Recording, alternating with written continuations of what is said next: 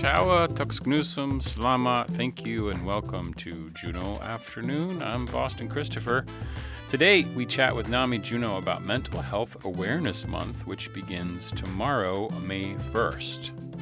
First Friday previews continue with Alaska Robotics featuring artist Rob Royce, who has put together a special exhibit, and writer Bridget Smith, who will be signing copies of her book, Godsend. Tomorrow also marks the first Made in Alaska Juneau Market. Held at Alaska Plaza, this market will have certified Alaska-made goods, including jewelry, fiber art, skincare products, and more. Pretty cool. Those conversations are coming up this hour on Juneau Afternoon from your community-supported public media station, KTOO. You can also catch us on our live stream on KTOO's YouTube, Facebook, and Instagram pages. But first, let's have a listen to this week's Tlingit Word of the Week.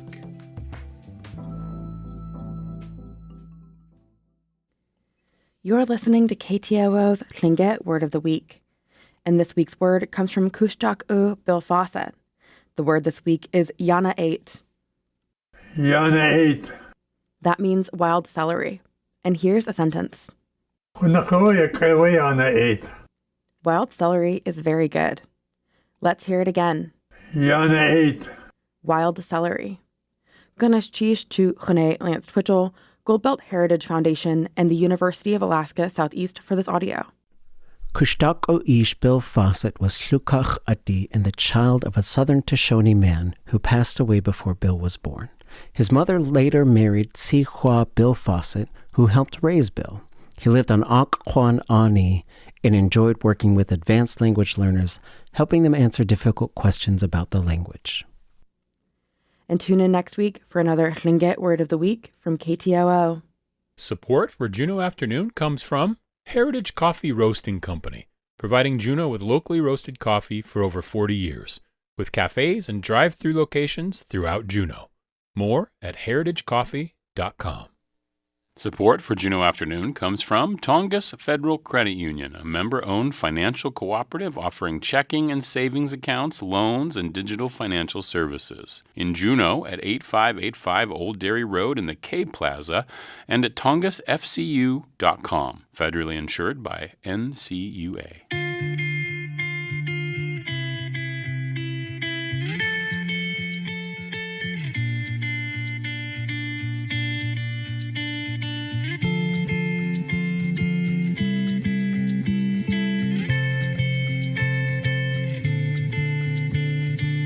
You are listening to community-supported Juneau Afternoon on KTOO, 104.3 Juneau, 91.7 Juneau Auk Bay. And, of course, you can also listen online at kto.org or tune into our live stream on YouTube, Facebook, or Instagram. We're everywhere. NAMI Juneau's mission is to provide education, advocacy, support, and public awareness so individuals affected by mental illness can build better lives.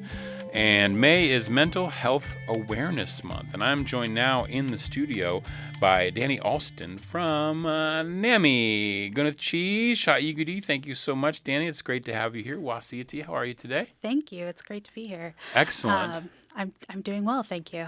Yeah, that's so good. It's a little rainy. Is it raining out right now still? I haven't been outside. Not really. Not really? It's cleared up a little bit. Okay, that's good. The sun's trying to peek out. As long as there's no snow, I think we're feeling pretty good. Yeah, more of the snow was melting on my street this morning. I was like, yay, keep going, please.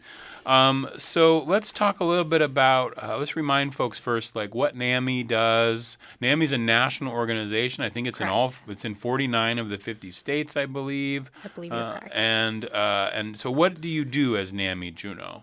So, like you said, NAMI is a national organization. It's the National Alliance on Mental Illness.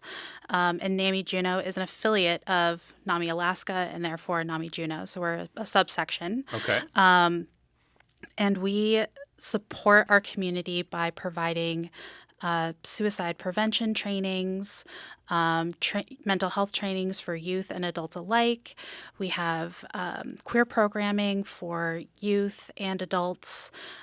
We have support groups, free peer-led support groups, such as our DBT Skills Work Group, Creative Growth, connections, family support, and survivors support group for individuals who have lost someone to suicide.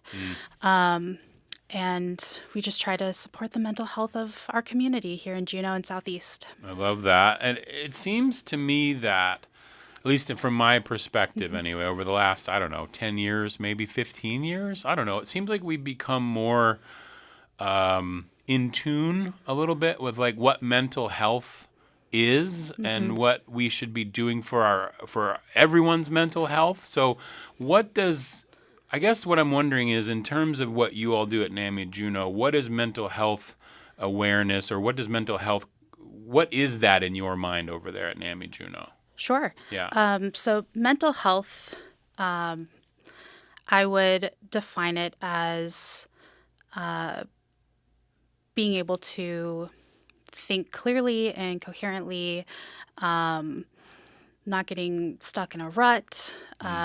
For me personally, I take Mental Health Awareness Month as not only Mental Health Awareness Month, but mental health awareness to be recognizing when my depression symptoms are starting to manifest, and then addressing those appropriately with coping skills, talking to my support group, asking for help, always super hard, and just recognizing when we're not feeling our best. Because I know there's, sort of standard people say, oh, I'm having a mental health day. Like they're trying to take care of themselves, right? Like trying to say, okay, the world is a little too much for me today, whatever it might be. I need to lay in bed with my Haagen-Dazs and just chill out, right? Like there's that sort of mental health. But then, like you mentioned, there's depression and anxiety, and there's, suicidal ideation. There's different things that come up that I guess,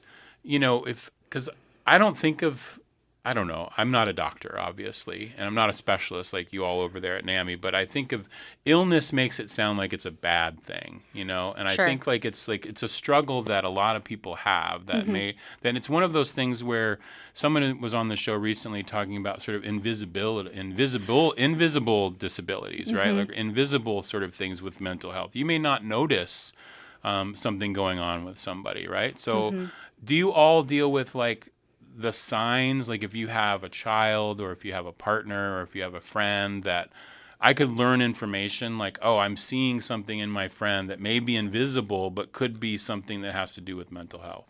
Absolutely. Yeah. So some of the trainings that we have that kind of fall in line with what you're talking about is recognizing those signs and symptoms of ourself and maybe in someone else. Kind of falls in line with our suicide prevention trainings, like we have Together We Are Strong, which takes which looks at supporting peers to support each other when someone's not acting quite right. Maybe they're saying something along the lines of, everything's too much, or I don't want to be here anymore. Those statements that maybe they're not really sure that they're comfortable enough telling you, I'm not feeling where I'm supposed to, like feeling well. And then we also have safety planning workshops, which help us to, when you do a safety plan, it helps you to recognize when maybe you're not feeling your best and how to respond appropriately. Because when you're in the middle of feeling anxiety, depression, those two right off the top of my head, because those are symptoms that can also relate to other mental illnesses as well, like schizophrenia, bipolar. Like they typically have similar feelings, which those are serious mental health issues that also, I am not a doctor, so definitely reach out to your medical providers, your counselors, to get those supports. But when you're in those moments, it's sometimes really hard to recognize that you're in those moments, or it's hard to care that, oh, I've left all of my dishes undone for the last 3 weeks. I've just been piling and piling and piling. I don't care. But if you recognize early, oh, I haven't taken a shower in 2 days. Ooh, this is probably not a great, I'm probably not in the best mindset. Yeah. Maybe I should reach out to a close friend of mine, or if you have a counselor or a medical provider, go to one of our support groups, connect with someone who understands what you're going through. That can be really helpful. And I think this is me speaking, not NAMI Juneau. When we talk about mental illness, it's also coming from a westernized perspective of the medical model of mental health. Right.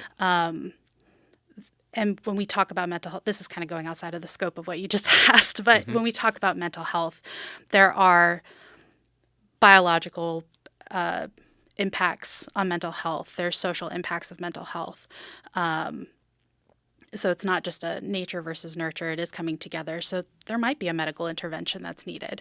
So that's where that illness or that disease comes from. I see. Yeah, I was just curious because I feel like as we all get more aware, not just of what these medical illnesses actually are, but also just in our own lives, like it's so easy to push it away or push it down, or say, or somebody tells you like, oh, just get over it, or when really it's like you having empathy for where people are and being able to recognize not just in yourself but in your close friends or your partner or your children or whatever, that maybe it's something that is happening and it's not, a lot of time I grew up with just deal with it. Me too. Just deal with it. Like, life is hard. Figure it out. Like, and there is sometimes that is true. Like, there's certain things you come up against that are you just have to kind of work through. But that's part of it, working through it, whether it's, because so many things are related to, it feels like to me, to the mental aspect of it. And you want to take care of yourself physically, mentally, spiritually, whatever that is for you. That seems to be like a big component that for many, many years was just kind of like, oh, that's for people who are sick, or, oh, that's for people who are, schizophrenic or whatever. But it's like, it really is something that we can all take care of ourselves about. That's what I'm trying to get at in terms of like this month being Mental Health Awareness Month.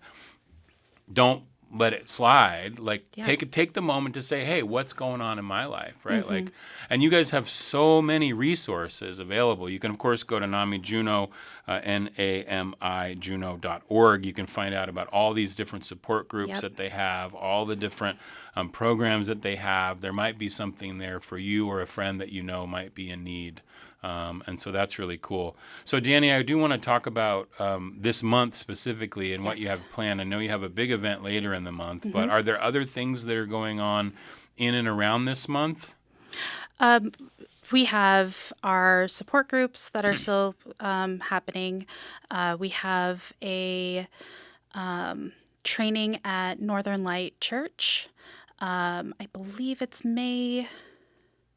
Oh, I just looked it up before I got here. It's on the website. It's on the website. And I'm blanking, of course, now that I'm on the air. That's okay. But it is integrating faith with healing from either suicidal ideation or suicide loss. Okay. Okay. And those are kind of like our big things that we have going on this month. And then you can go ahead. Tell me about the event on the 23rd. Yes. So May 23rd is our NAMI walk.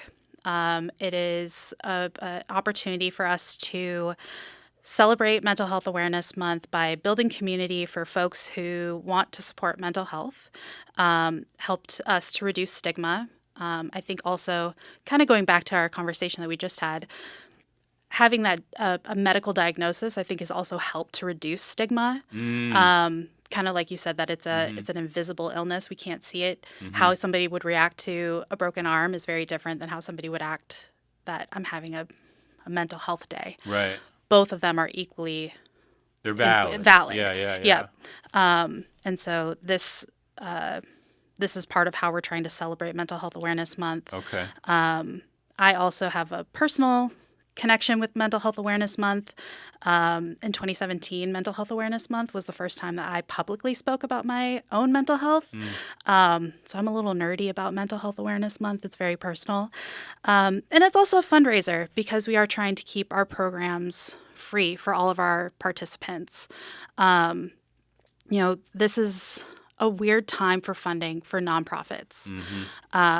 Last year, we received a 15% reduction in funding from the Alaska Department of Health, the Division of Behavioral Health, which resulted in a $45,000 reduction in funding. All beneficiaries of the Alaska Department of Health received that reduction in funding of 15%. We're expecting a reduction of funding from the city.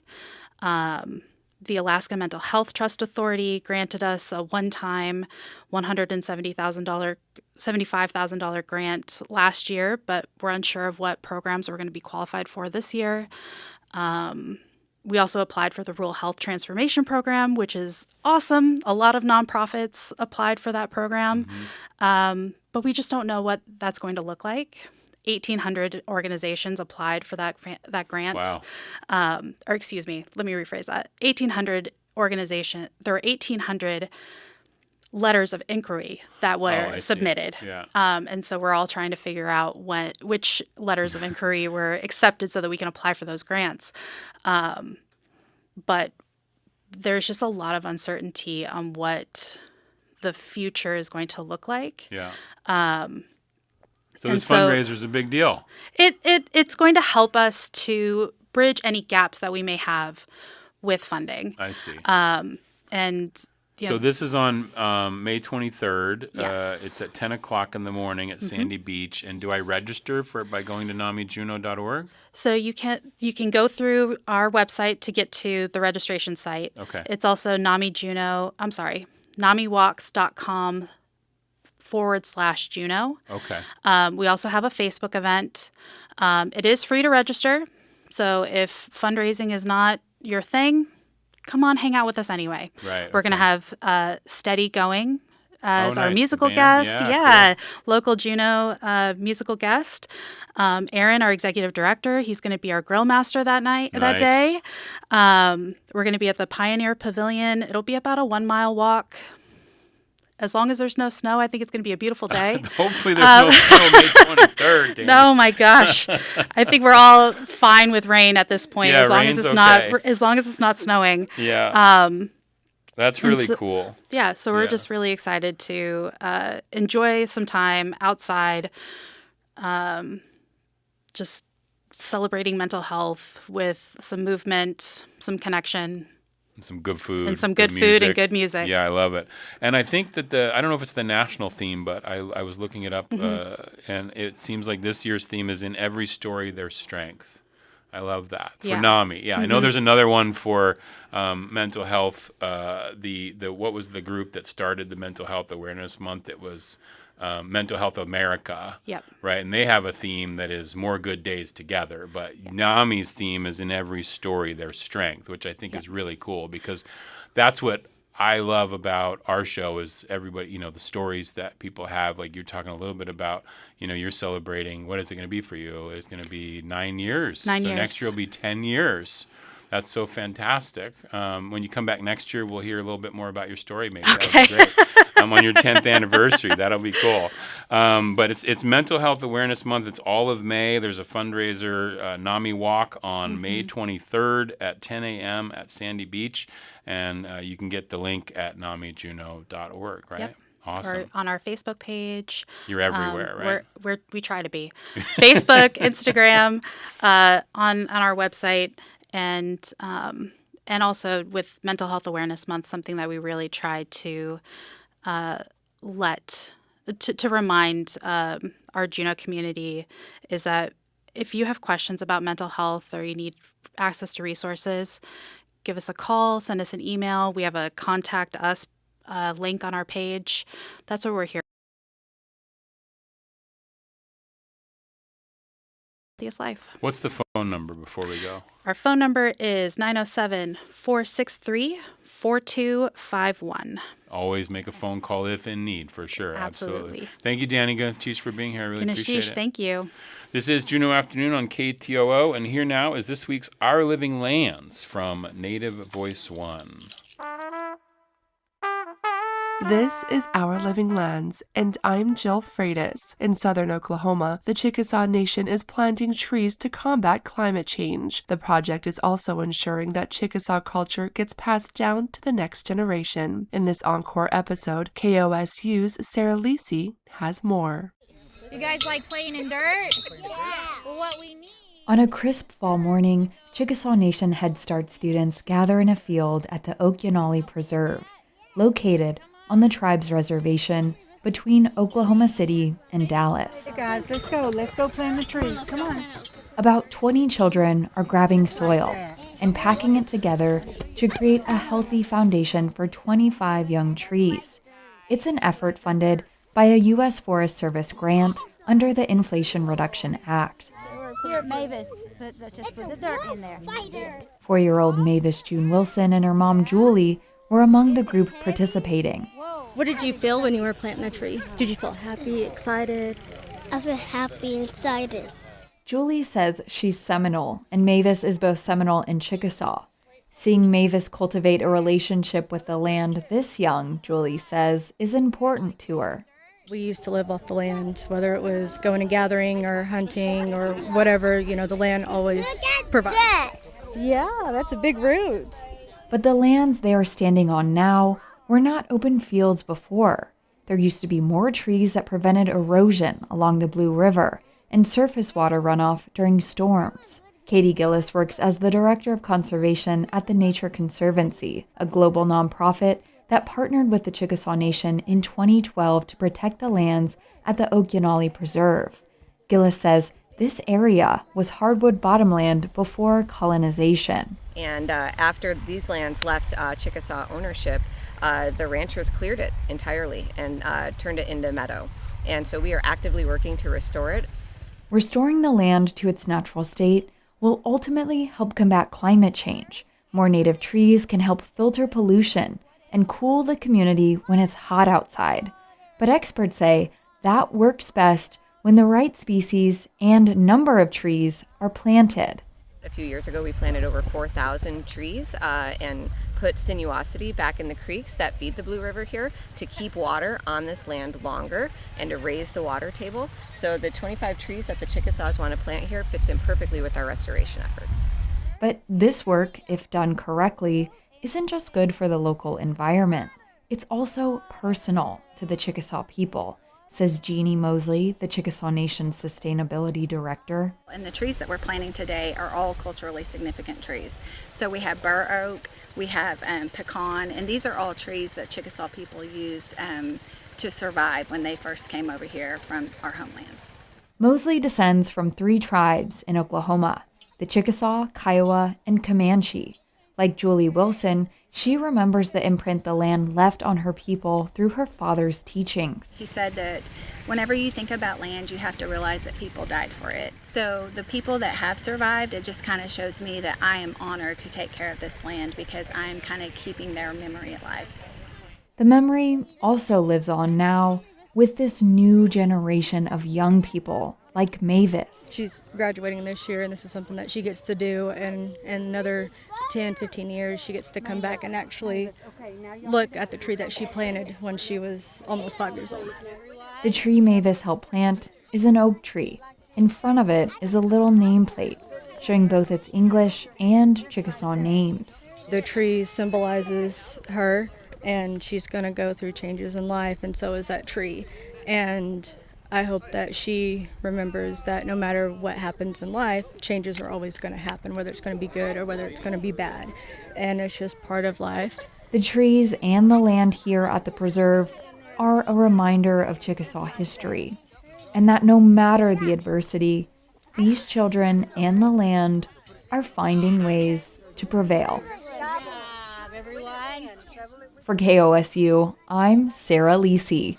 Tune in next week for more stories about how climate change affects tribal communities. I'm Jill Freitas for Our Living Lands, a collaboration of Kiwanis Broadcast Corporation, Native Public Media, and the Mountain West News Bureau.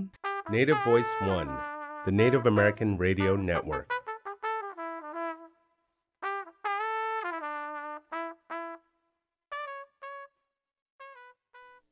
Support for Juneau Afternoon comes from Emil Mackey at Country Financial, offering insurance for home, auto, and business, and life insurance to protect your family in case of death.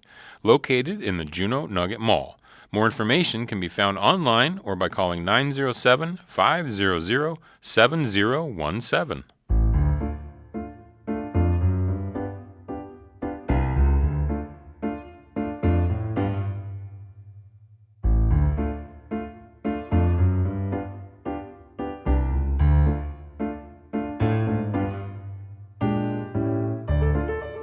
This is Juneau Afternoon from your listener-supported public media station, KTOO. I'm Boston Christopher. First Friday for May is here, and tomorrow at Alaska Robotics Gallery, it's a 2-for-1.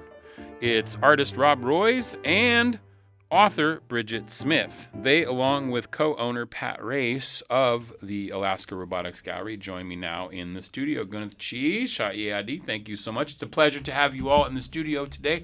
Wasiyati, Bridget, how are you? I'm fine, thank you. Glad to be here. Excellent. Thank you so much, and thank you for the book. You're very welcome. And Rob, how are you today? I'm doing fantastic. Howdy, Boston. Excellent. So much fun to have you in the studio. And Pat, thank you for coming in. Wasiyati, how are you, buddy? Yeah, I'm doing all right. I'm good. I'm happy to be here. Okay. I want to just start with you real quick. Sure. And it's called Alaska Robotics Gallery. Obviously, there's all kinds of, you're known for games and comics and your books and your artwork.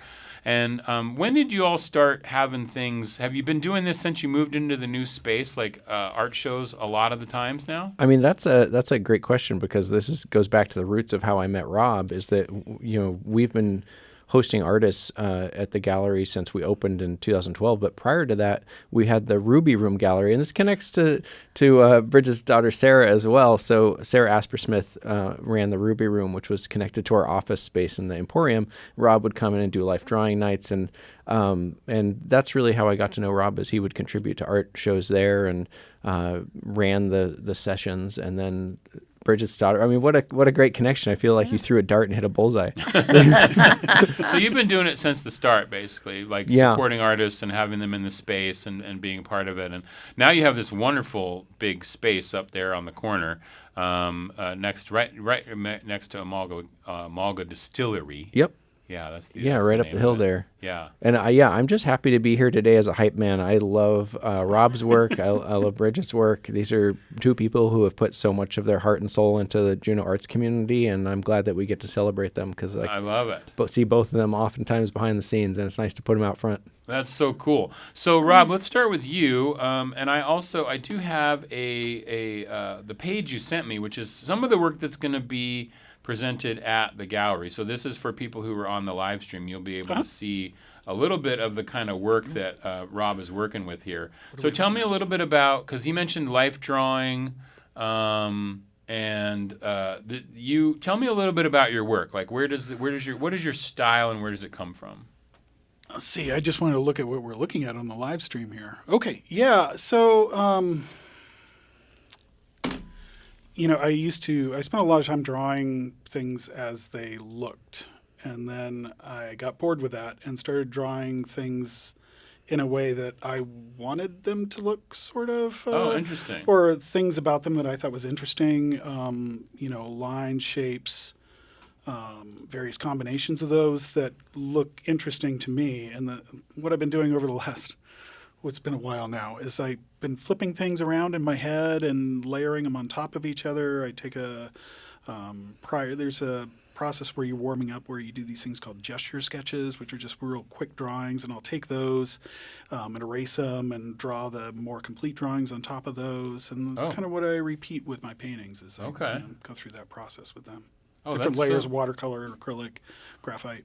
I see. I love this idea of like seeing the world how you want it to be Yeah. as opposed to how it is. Because obviously there's those, in school you learn like the still life, right? Like you learn like, I got to paint the bowl of fruit or whatever, and I got to make it exact. But that seems, I don't know, it seems like this style that you have is more interesting to me anyway, because then it's really coming from a place of your vision, your work, your sort of viewpoint on the things that you're seeing. So what do you draw? I see you have a lot of images. It looks like you have mountains, but it also looks like you have people. Yeah, so those mountains are actually people. Oh, those are people. Okay. Yeah. So and the people are mountains. Yeah. The Like the sleeping lady kind of thing. Yeah. It's so I'll draw the same shape over and over and over again, and kind of within itself. And, so in particular, there's like the one on the top left there that's has a private story. That model there was the model. We were all talking and laughing and stuff, and they were like, "Oh, you can't tell anybody this story. This is a private story." So that's where the title came from. I see. Yeah, and that's so he's reclining back. His legs are kind of bent and up there, and then the torso is that kind of black part that's in the middle there, and so I kind of drew over it over and over again, and then redid the head down in the two black shapes underneath, and then painted it green and yellow to make it kind of look like mountains. I love this idea of layering too, like that you keep drawing over the same area, or painting, I guess. Are these all paintings? These are all paintings, but they're all based on drawings. They're all based on drawings, okay. I actually rip my drawings out of my sketchbook, and I stick them onto plywood, and then paint over them. Oh, I see. That's really cool. So these are going to be. Is this the artwork that will be displayed at the gallery tomorrow? It is. Okay. All of those pieces there, and one of them I'm really proud of. It's the second one from the right. That's the first one. I have been called a cartoonist. Oh, because of that one. Okay. Yeah, it's cool. And you can nude see all cartoon. of these in advance if you want to. Go to rob-roys, roys.squarespace.com, and you can find this page. Or just show up tomorrow. Yeah, absolutely. Just look at them on the wall. Yeah. At the actual wall, and maybe even purchase one. And there's something, back in the day when I did a Juneau Afternoon, it was Jeff Brown. He would always ask me what food we had. Oh, interesting. And so we got some pickles and cream cheese wrapped in ham. Okay. Feta balls in walnuts, and some legit onion dip with ruffles. Legit onion dip. Yeah. What's the difference between legit onion dip and non-legit onion dip? It's made with the Lipton powder. Onion soup powder. Shout out Jeff Brown, right? Yeah, we're going to have A+ snacks. Yeah. And if you're in the know, you can ask for some Twinkies or Ho-Hos as well. Oh, Ho-Hos. You and me, brother. That's That's my crack right there. Is a good ho-ho. Anyway, that's so great. So tomorrow, this is going to be happening during First Friday, the hours. Are you doing 4 to 7 or 4:30 to 7? What's the hours? We usually get started about 4:30 or 4:30, so, and okay. we're open kind of until people stop coming. So 7, 8, sometimes 9, just kind of depends on the traffic patterns. I see. Okay. And that's tomorrow. And then the show will be up for the whole month. Yeah, shows up through the month, and I encourage people to come out. It's a lot of fun. First Fridays are great, and we're gonna have a student jazz band in there playing at the beginning, so that should be a lot of fun too. Michael Busey's bringing his crew down, and they've got like 7. It's like a 7-piece crew, and it's gonna be Rob didn't even know this was happening. No, I knew it was coming. I didn't know it was a 7-piece. It was like a trio or it's something. It's gonna be a hoot. Yeah, Friday's gonna be very lively up at the Alaska Robotics Gallery. I love that. And as I mentioned, you can find more of Rob's work and more about Rob at rob-roys.squarespace.com. It's a wonderful website, and it's the one of. I guess there's 3 things. There's a jazz band, there's Rob Roy's art, and then there's Bridget Smith, who's going to be, tomorrow, is going to be signing copies of her book called Godsend. So, Bridget, welcome to the show. Thank you so much for being here. Tell me a little bit about Godsend. So Godsend is a book that I started probably 9 years ago. I can't say that I worked full-time on it, but off and on. And I started it, I think, because I saw an erosion of civility. And I thought maybe we could get help from Archangel Michael and Guardian Angels. Oh, wow. Okay. I had a Catholic girlhood, and I came away with a very strong sense of social justice and a strong belief in Guardian Angels. So I thought, I'd like to bring these Guardian Angels in, make them part of the story. So, and you're not only bringing them into the story, but you're bringing them into Juneau. This is set in Juneau. It's actually set in a place called Paradise Hot Springs. Oh, okay. Which is a little town in southeast Alaska that you can only reach by float plane, and it's sort of an amalgam of many little places in southeast. See. Okay. Yeah. So you made up your own place. I made up my own place. I love that, because then you can do whatever you want with the world. When I was looking at this, I was like, oh, this seems like we're talking about Juneau a lot. It does, but it's smaller than Juneau, and and my sister said, how can you come up with such a small place and have such good restaurants? And I said, I can do whatever I want. This is my place. It's my town. I made it. They have good restaurants, darn it. And Michael the Archangel loves good food, so he needs places to go. So tell me just a little bit of the plot. Like, give me the start of what happens with the story. Okay, the start is probably that guardian angels are getting burned out because of their charges. The people that they're guarding are not behaving well, and it's really hard to be a guardian angel. And they're having to go through therapy in heaven. And Rob's laughing. You can laugh. It's all good. It sounds funny. Well, it's lighthearted and it's funny, but there are serious parts too. Yeah. And so Source, who is God, sends Michael to this little place, Paradise Hot Springs, and to look for good people. Okay. And Michael is afraid that Source is going to do something drastic. And he goes to Paradise Hot Springs, where he finds many good people, and he also finds some not so good people too. And it kind of goes from there. The guardian angels are there; they're part of the scene. He meets people. He discovers that being a human, because he's incarnated, being a human is very difficult. And he finds. Tell me about it, Michael. And he is subject to the same emotions we are. He becomes angry. He has compassion. He wants to kill somebody. All of these things. And he realizes, even though he's known humanity for millennia, he realizes how tough it is to be a human.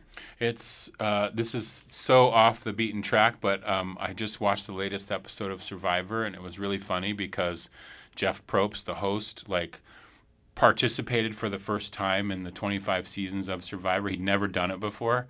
And it was really funny because he realized how hard it was. For all these years, he's been picking on people, telling them to work harder and stuff, and then he tried to do it and he couldn't do it.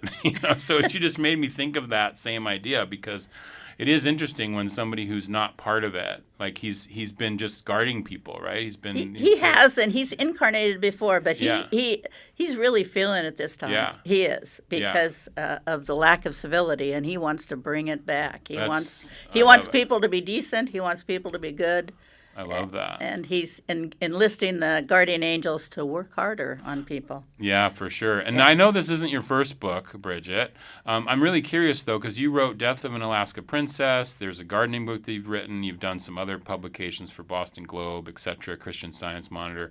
So when you're wanting to publish a book, because I think people think about writing, how do you get from into your brain onto the page and then get it actually published? This is the part I'm working about. Are you self-publishing? Is somebody publishing for you? This is what's called a hybrid publisher. Okay. It's not self publishing, which, by the way, I did with the gardening book. And with Death of an Alaskan Princess, it was St. Martin's Press, a New York publisher. This is a hybrid press that's based out of Cambridge in England. What is a hybrid press? A hybrid press is that the author takes half the responsibility, half the financial responsibility. Okay. The publisher takes the other half, and you share half in whatever profits you might get, and they handle all of the printing, the distribution, the editing, etc. I see. And it's because it says Vanguard Press as well as Pegasus Publishers. Right. Okay. Right. Yeah. It's just interesting because what I find fascinating, I know we have the art in this town is amazing. Like, we have so many wonderful visual artists. The one that really surprises me, though, is how many authors we actually have in Juneau. Like, it seems like this is a great place to be a writer because there's obviously you're surrounded by this wonderful beauty that you have, but then just, I don't know, maybe the solitude of living in Juneau and the community sense, but also because writing is such a solitary sort of effort. But then, are you part of like a writers group, or do you talk with other writers that are here in Juneau? I'm part of 49 Writers, which is a statewide group you're probably familiar with. Yeah. But what I wanted to say is that this community encourages arts in a way that doesn't happen anywhere else, and I think Pat will and Rob too. You know, that we have incredible encouragement to write, to do art. I was part of a writing group with Gene Rogers and Dale DeArmond and Nancy Farrell and Susie Gregg Fowler for many, many years. Wow. And Susie and I are the only ones left of that group. But I've had encouragement from so many people. My friends who read many reiterations of this book and were willing to give me feedback on it. You know, this community supports artists and writers. I love that. Yeah, this one thing I love about Juneau is that we support artists in this town, and let's keep it going, people. Let's keep it going for sure. Let's keep it going. Yes. So Pat, this is tomorrow at Alaska Robotics Gallery, 4:30 to whenever, 7, 8, whenever people stop showing up. There's a jazz band. There's Rob Roy's artwork going to be on the wall. Rob will be there with some yummy food and authentic or the real deal onion dip.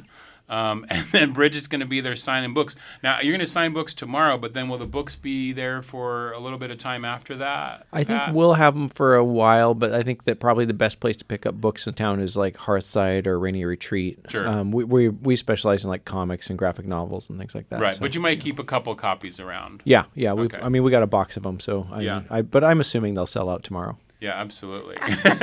From your lips to God's ears. Yeah, I love that. Bridget's bringing a bigger box now. Bridget, Rob, and Pat, thank you so much. Good cheese for being here today and telling us a little bit about what's going on down there for First Friday. I love First Friday in this town. It's one of the best days of the month. Yes, it is. Yep. I appreciate it. Good cheese for being here today. Yeah, thank you, Austin. Okay, up next is going to be Tongass Voices, perspectives from the homelands of the Occoquan and beyond. You've likely seen Brian Wallace around town, and odds are he was carrying a camera.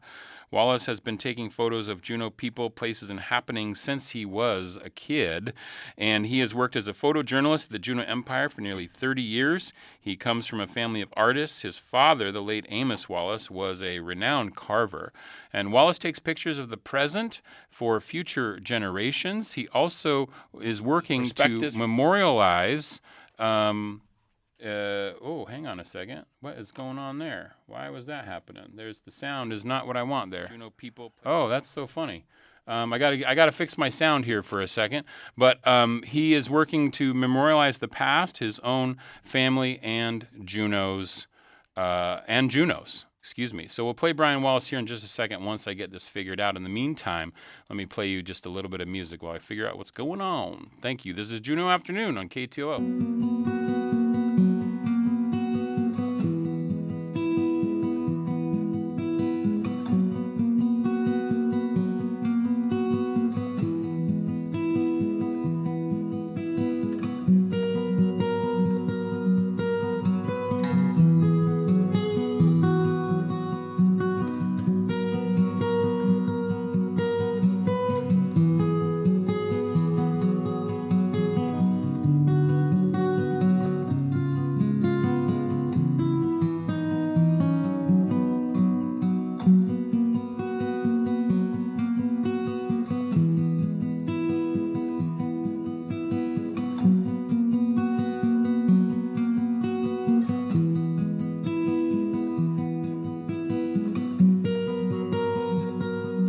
Here's Brian Wallace on Juneau Afternoon, Tongass Voices. My name is Brian Wallace, semi-world famous photographer here in Juneau, Alaska. Well, I was a photographer for the local newspaper for 28 years, 6 months, so I've seen a lot of people grow up, a lot of people around town, a lot of people recognize me.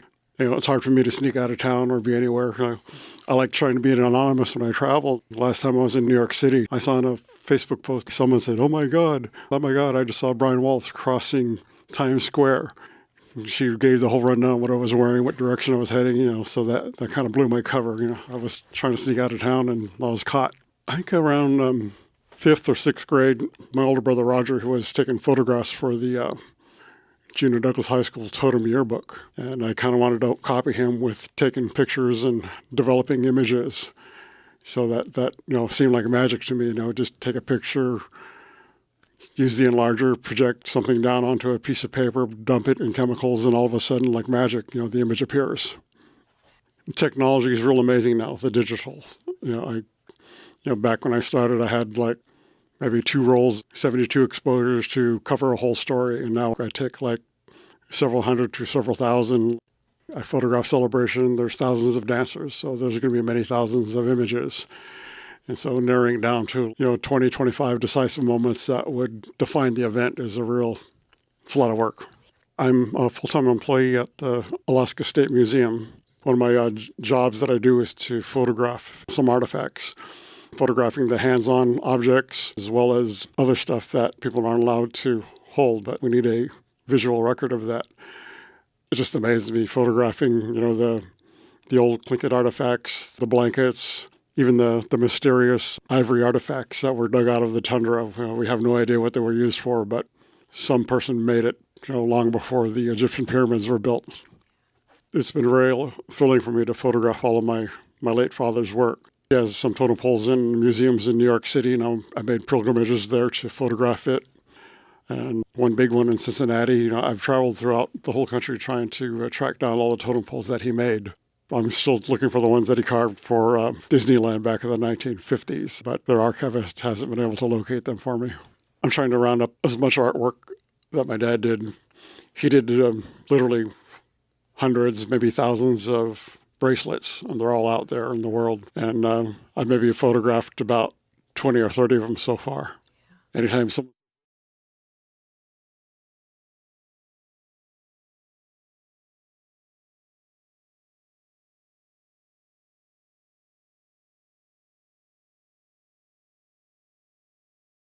been one of my favorite subjects since high school. So I've really pursued my images to preserve things for posterity. When I put photographs out, people say, oh, that's great. That reminds me of this certain time. Or if I find photographs of an elder who has passed, but someone who I photographed 40 years ago, I could show them the images, and that kind of makes a lot of people's days.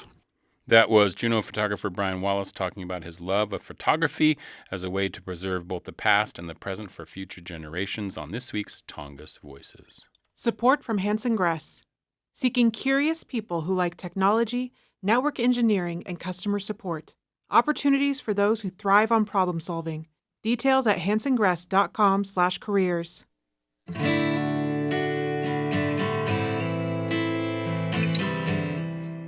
You're listening to Juneau Afternoon from Studio 2K at KTOO. I'm your host, Boston Christopher. Tomorrow, May 1st, marks the first Juneau Made in Alaska market. Made in Alaska is a program that certifies Alaska businesses which meet the program standard of 51% of being made, manufactured, or handcrafted in the state. The market tomorrow will feature jewelry, fiber arts, skincare products, home goods and decor, artwork, photography, and more. It's going to be awesome. I'm joined now by Claire Campbell from Anchorage. She's joining us via the power of the interwebs. Hi, Claire. How are you? Hi, I'm great. Thanks for having me. Of course. Gunchish for being here. So first off, tell me a little bit about, so the Made in Alaska program is a state of Alaska program that sort of certifies businesses, individuals, whoever it may be, who's making work in Alaska that is using 51% of it is made here. What does that mean, that 51%? Yeah, so the Made in Alaska program, it's, like you said, the only state guaranteed program that ensures that products that you're buying were made in the state by, an Alaskan business. What we do is we certify products, not businesses. So any Alaskan business can apply to have their product certified as made in Alaska. And that just means that at least 51% of the value comes from the work that they're doing in the state. So you know that the product you're buying is made at least, it's mostly The locally made. majority is And in the reason we Alaska. say Yeah. that, the reason Okay, we that's say that cool. is, as we know, a lot of materials just can't be sourced here. So a lot of people use materials from outside, but they don't automatically get disqualified because of that. Sure. Yeah, that makes sense. So that's interesting thing is that the product is what is certified. So a business could be selling things that aren't made in Alaska, but then also things that are made in Alaska. So that's really kind of cool. Yes. And individuals, because I know you said like there's handcrafted stuff. So people who are like individual artists, can they also apply for this program and say, hey, my stuff is made in Alaska? Yes. Yeah, we have a lot of artists in the program. Artists. We also have manufacturers of like industrial products. There's a company called Anchorage Sand and Gravel. There's Alaska Insulated Panels. They're in South Central Alaska, and they make like insulated panels for building materials essentially. And they're certified. see. So it's all across the board. There's coffee roasters. All kinds of different products. So that's really cool. Now is tomorrow? So tomorrow is the first time we've had a Made in Alaska market in Juneau. Is that right? That's correct. Yeah, this is our first one. So we've done 2 markets in Anchorage, and they were such a great success. We wanted to expand and try out Juneau as well. I love that. So where was the impetus for the idea to do markets in the first place? Was that just something you all were thinking about wanting to get out there?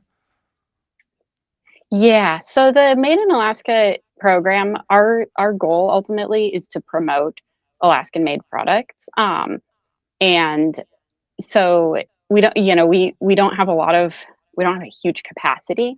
We don't have any full-time staff that, run the program. It's me.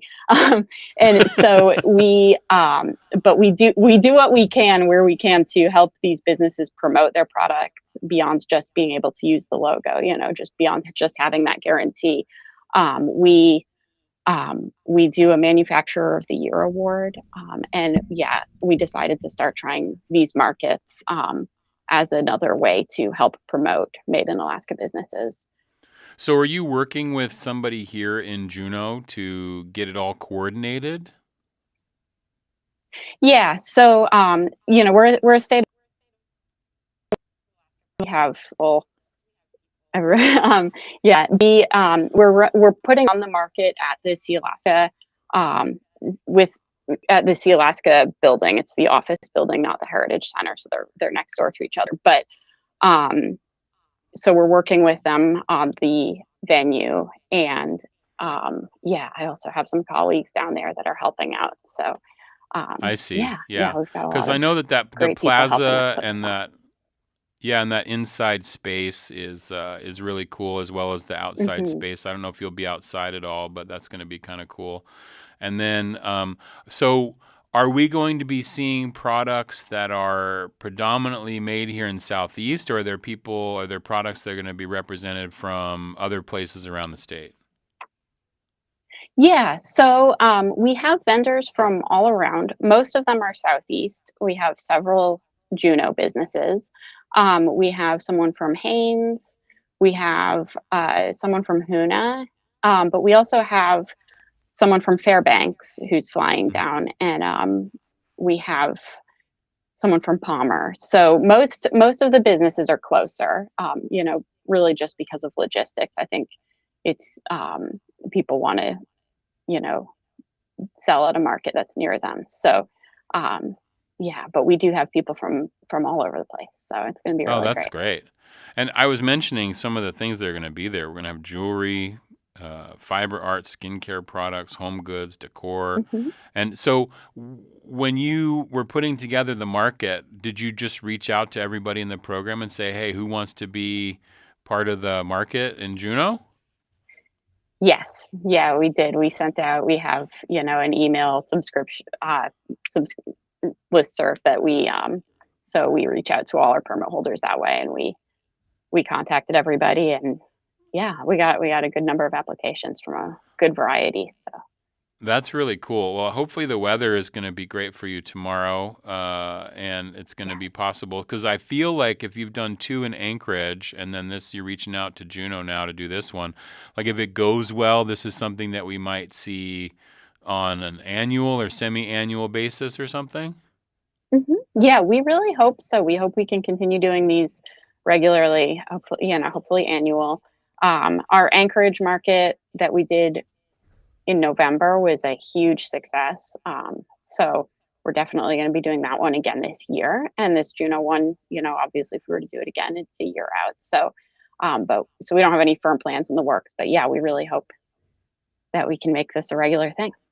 And what time is the market going to be happening tomorrow? It's from 3:30 to 7:30 in the afternoon. So wow, you are hitting right in the First Friday angle right there. You got it. That's the perfect time to do it.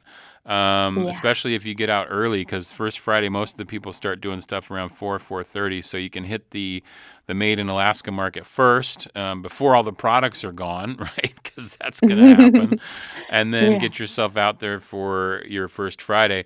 Before we end today, Claire, I wanted to ask, so if I'm a person who's maybe an individual business or an artist, or if I've got a product that I have making in Alaska, what is the process for me to get the stamp of approval in the Made in Alaska program? Yeah, great question. So it's a pretty easy process. You can learn all about it if you go to our website, madeinaalaska.org. We're also on social media at By the Bear on Instagram and Facebook. But all the information about how to apply for the permit is right there on our website. Oh, that's great. And is it a long process? No, so there's an application that you fill out online, and then usually the turnaround time, for us to process it is a couple of business days at most. And is the only big prerequisite is you do have to have a business license in order to apply. Okay. So you have to have a business license. And is there any cost to applying for the program? It's $25 a year. $25 a year, but you get that cool Made in Alaska sticker, right? Yes. That you can put on your stuff or your products. That's really cool. I love that. And this market is happening tomorrow. It's May 1st. It's going from 3:30 to 7:30. It's going to be over there at the Sea Alaska Plaza. And hopefully we get some good weather. Are you going to be outside, or are you going to be mostly inside in the building? We're going to be inside the building. So we have that first floor. They have like a newly renovated big conference space, and we'll be in there. So I see. Okay. So even if it's raining, so the products won't get all wet. So that's really cool. Yeah. I love that. Claire Campbell, who I guess you are you run the program. It's you. I have help. I definitely, no, it's not. But you are running the program Made in Alaska for the state of Alaska. Claire Campbell, thank you so much for joining us today and telling us about this awesome new thing that may become an annual thing here in Juneau, the Made in Alaska market. Get out and see it tomorrow, May 1st, during First Friday. Claire, goodness cheese for being here. I really appreciate it. Yeah, thank you. Absolutely. Have a great day. You too. And that is going to do it for today's Juneau Afternoon. It has been such an awesome show today. Really appreciate all of our guests coming on and telling us all about the good things going on in this town. Keep it going, Juneau. You can go to tinyurl.com/madeinak to find out more about the program that we just talked about. On tomorrow's show, we have an overview of Tlingit and Haida's foster care program, plus Juneau Jazz and Classic stops in to share about the Spring Festival, which is already begun and is going to be going strong for the next week or so. Juneau Afternoon airs Wednesday through Friday at 3 p.m. right here on KTO Juneau 104.3 and KAUK Juneau Akbay 91.7. Hello out the road. You can find the show online at kto.org/Juneau Afternoon, where you can listen to episodes, subscribe to the podcast, offer feedback or suggestions, or find out how to be a guest on the show. You can also find live stream archives over on KTOO's YouTube page. Our theme music is by Indian Agent, and programming support comes from Country Financial, Hanson Grass Heritage Coffee Roasting Company, and Tongass Federal Credit Union. Juneau Afternoon is a project of the KTOO Arts and Culture team. I'm Boston Christopher, producer and host of the program, with help today from Aaron Tripp. Good cheesh. Have a fantastic Juneau evening.